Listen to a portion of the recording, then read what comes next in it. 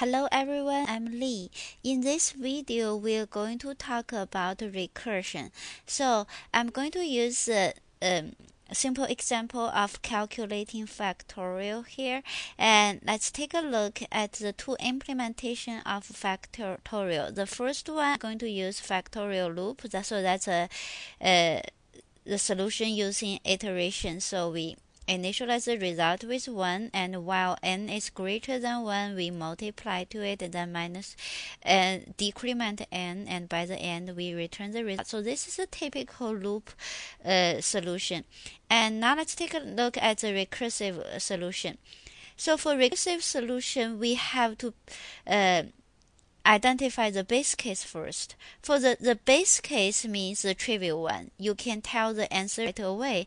In this case, 0's factorial is 1 and 1 factorial is 1. You don't have to think about it. You can just shout out the result right away. So that's a base case for the recursive solution.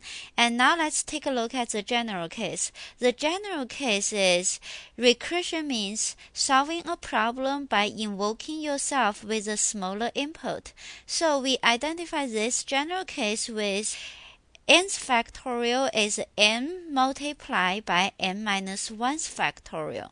So by doing this, we reduce the problem size by 1.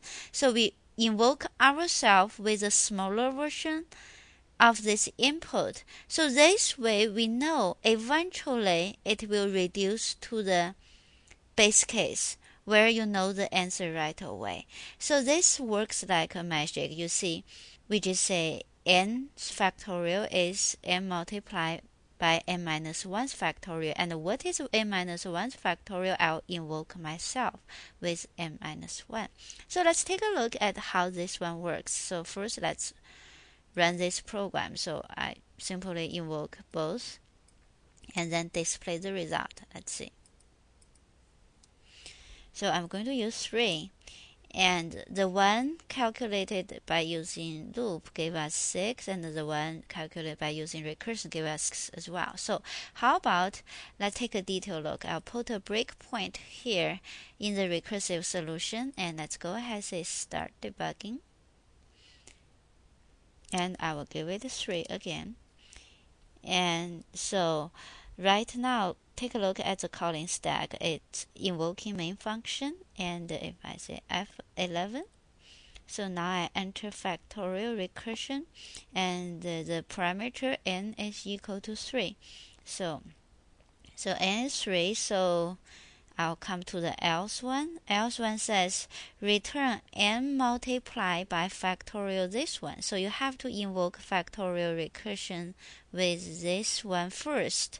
After you get the result of this n minus 1, you can multiply by n, then return this one. So let's take a look. So now take a look. Now we have another factorial recursion function call. This time n is 2.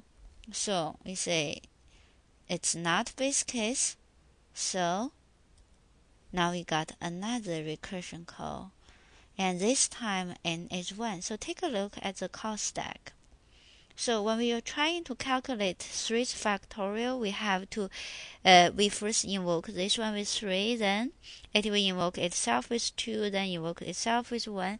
You can see the calling stacks stacking up there. So imagine if this is a big number, that means lots of function calls. So you can see the overhead of recursion.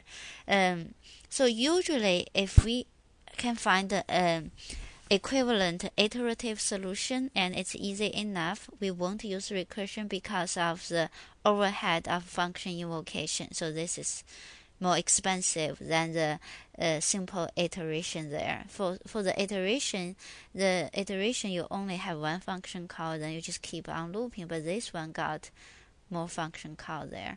So now let's see.